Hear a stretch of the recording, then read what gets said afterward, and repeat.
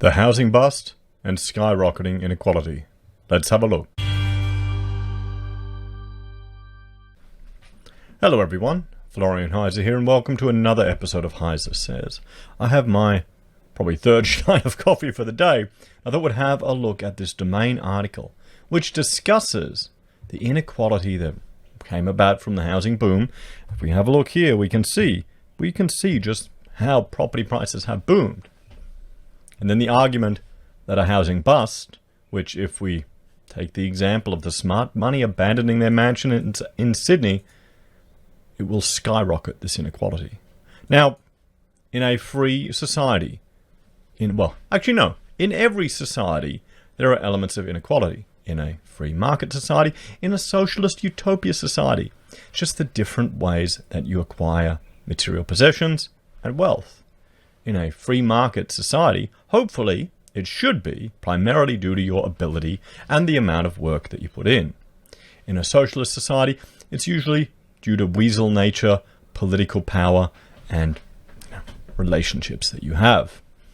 And there's a bit of a blur and a crossover between both of them. We're in this funny, crony capitalist mishmash, which I think has a lot of room to improve, but not the way all these people are wanting. Nevertheless, let's have a look at this, because the amount of inequality in Australia's civilization at the moment seems to be growing, particularly the number of people and the number of articles that are written that seem to think $200,000 a year income for a family is rich. I'm sure I'd argue you should be comfortable on that amount of income.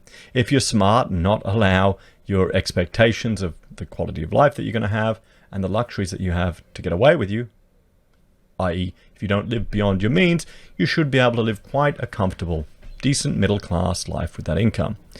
I think it falls down where people get carried away, where people try to live like the Joneses up the street in their McMansion when they don't realize the Joneses, everything's on lease payment and their lives aren't that happy. But nevertheless, let's have a look at this. So a housing boom that lasted from the mid-1980s with only minor interruptions has added to rising income inequality in Australia. Yet an impending housing market bust triggered by the pandemic and the resulting spike in unemployment will not restore greater equality. On the contrary, recent history shows housing busts can worsen inequality. Well, we're heading for higher unemployment. Everything seems to have been, the impact of the recession hasn't even been felt yet. Forced sales aren't occurring. Unemployment figures are artificially higher than they should be because JobKeeper isn't being taken into account. What is it? 1.5 million people on JobKeeper. If you add everything together, the number of people that are being dependent on the state is a little scary. Those who benefit most from a boom are not those who pay the price when it busts, and those harmed by the boom often become even more vulnerable during the bust. Our analysis highlights the risk for people who bought their first home at the peak of the boom. We estimate 24,000 households are at very high risk because they took out large loans and might soon exceed their home value, and also work in sectors with high job losses. Another 152,000 are at high risk, and 121,000 are at moderate risk. Experts have long cited an upsurge in unemployment as the main threat to house price growth. This risk became reality when the pandemic. Over the 7 weeks from mid-March to April, jobs fell by 7.3%. And unemployment, even the ABS, that's building approvals, unemployment shot up to 6.2%. And job ads crashed by 50%. And they sat there, pretty much not budging, which beat expectations of another 40% decline. I really think we haven't seen the worst of this entire situation. Unless unemployment rapidly recovers, the housing market is facing a major downturn. In one worst-case scenario, released by the Commonwealth Bank, house prices could fall by up to 32% over the next 2 years. And we have senior Commonwealth Bank executives selling their multi-million-dollar mansions. So recent first-time buyers are the most vulnerable. Remember all these articles we've read over the last few months, where they're talking about first home buyers. I remember a young couple in it. They were featured. Oh, sure, we paid $500,000 above reserve, but you've got to get into a property. You've got to get in. It's always going to go up. It's kind of heartbreaking to see. It's a tough lesson to learn.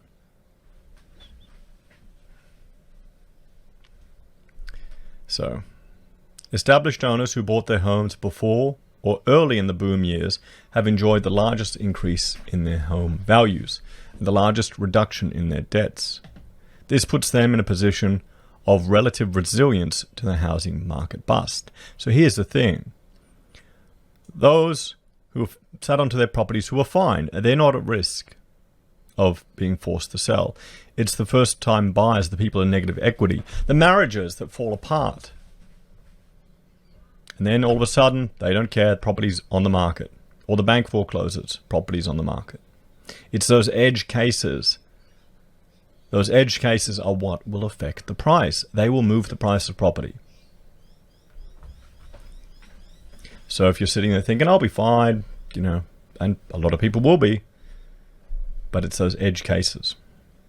In contrast, evidence from the 2008 housing crisis in the United States showed which households are most at risk. They were households that bought their first home with no deposit or a very low one in the period leading up to the 2008 crash. The crash left these households underwater, trapped with an asset worth less than their mortgage debt. Many defaulted on their mortgages, fueling the housing market's downward spiral.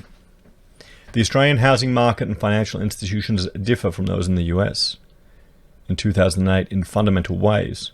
Still, Australian households that bought their houses at the peak of the boom and have now lost their jobs in the pandemic are facing the highest risk. Those include 24,000 recent from 14-15 to 17-18 first home buyers who borrowed over 80% of the value of their home and were employed in industries where jobs have now collapsed. Now, look at these dates, 14, 15, 17, 18. Let's bring up this chart. This is showing foreign investment, and I'll often refer to this because the first time I saw this, it shocked me. That black line there represents the amount of building approvals that were for foreign buyers. Just look at that. Look how high it got to 100%. Look at what years that was in. 14, 15, 16, 17. We had a boom in property. So a whole lot of people jumped in. A whole lot of first home buyers jumped in. The edge cases, the foreign money coming in, pushing up the price, has been borne by the first home buyers. And now they're at a risk. You'd hate to be in the tourism industry and having bought then. And then you've got another 135,000 recent first home buyers with high loan to valuation ratios are also at risk of going underwater, with homes worth less than their debt. Many of them are also in precarious employment, irrespective of the pandemic. So these figures do not include first home buyers in 18-19, for which data is not yet available. Now here's the thing, everyone. Here's the thing. These are huge numbers. These are a huge number of people that could potentially be forced to sell. So renters' relief could be short-lived. Many private renters, hoping a housing downturn will translate into lower rents and perhaps give them a chance to buy their first home in a more affordable way. However, this is not always the case in a downturn. In the US, 2007 to 2009, despite declining house prices, rental affordability stress has also increased. In Australia, sudden decline in international students and short-term rentals has increased long-term rental vacancies in some areas. Reports suggest rents are going down, especially in the upper end and some rental markets. However, in the long run, the slowdown in housing construction will create supply shortages, leaving rental vacancies low and rents high. Many landlords, mostly mum and dad investors, have taken large loans to finance their property investment. They will need to keep rents high to hold on to their investments. So we can see here, guys, that it's taking a huge potential hit. So we need to flatten out booms and busts. Improved housing affordability is necessary to reduce social and economic inequality. A housing downturn will reduce house prices, but this downturn, when coupled with rising unemployment, will not deliver greater equality, especially if it is followed by yet another boom. Australia has flattened the pandemic curve, and it has to be successful in reducing inequality. Now, here's the thing, everyone. We need to look at different approaches to this. I see it in LinkedIn all the time at the moment. People constantly virtue signaling, and we've read a very similar piece like this. People constantly virtue signaling about, it's just in my game. Every architect under the sun wants public housing. They're arguing for public housing. They don't realize that there's a greater economic impact to stimulating construction because of the flow-on effect. You're not going to get that in public housing. And they all have a conflict of interest and a bias because it will lead to more work for architects. It's that simple. What we need is to reduce the burden on average citizens so they can keep more of their own money. So there's incentives to work extra. Right now, the harder you work, the more you get punished. Maybe we look at having special economic regions, because I don't think we've got the political will to change the whole country, and test some ideas. What if we had, say, Brisbane? There, just a flat tax.